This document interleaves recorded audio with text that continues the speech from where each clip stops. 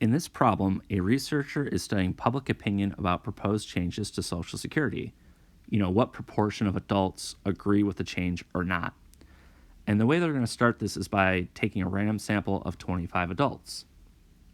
If you want to use a normal distribution to study this data, the distribution of the sample proportion itself must be normal.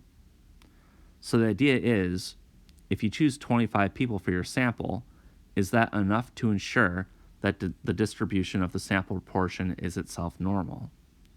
There is a formula that tells us when this happens. If n times p times 1 minus p is greater than or equal to 10, then this distribution will in fact be approximately normal. Here n is the sample size and p is the known proportion. If you look at part A, we're assuming this known proportion is 0.15 or 15%. If we use 15% for p and n equals 25, will this condition be true? So I'm just going to check that first. I'll put 25 in place of n. I'll put 0.15 in place of p. I'll put 1 minus 1.5 for the next part, and I'm asking, does this hold true? And if I check this in my calculator, it doesn't look good. The left side is 3.1875. Is that greater than or equal to 10? And the answer is no. So the issue is the sample that we chose, 25 people, was too small. We're going to have to choose more people, and in fact, part A is asking how many more. The way I'm going to do this is by taking this expression, I'll put 0.15 in place of p, and I'm going to solve for when that thing is actually equal to 10.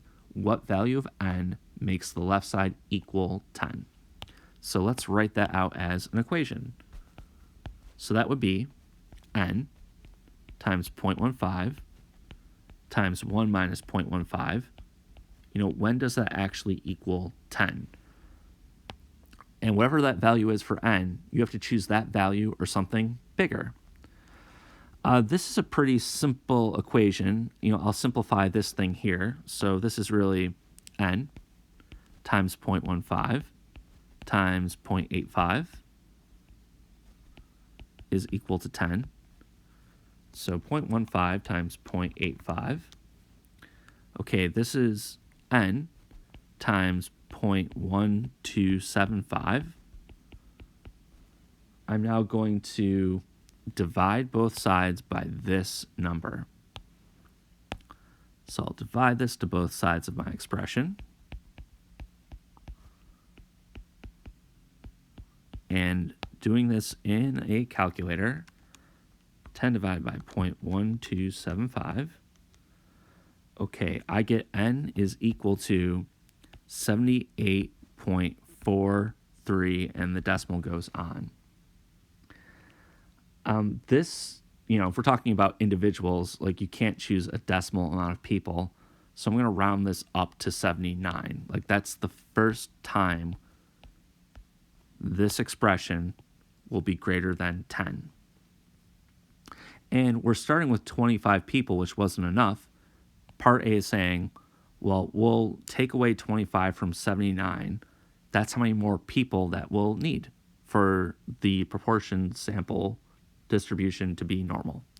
So that is, I'll take 79, I'll subtract 25, and that means we want 54 more people.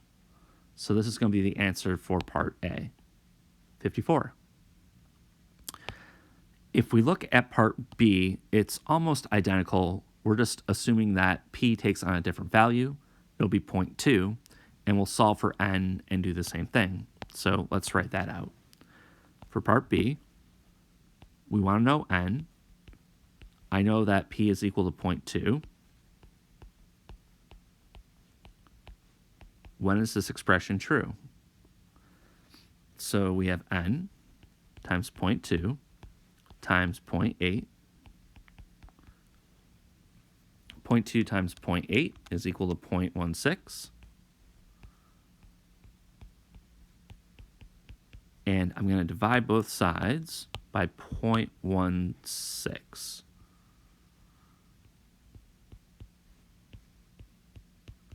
All right, and when I do that, I get that n is equal to 62.5.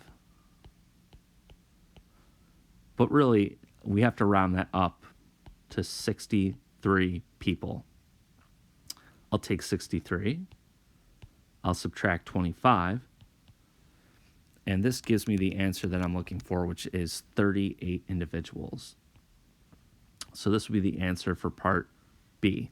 Specifically, we need 38 more people to ensure that this distribution itself will be normal.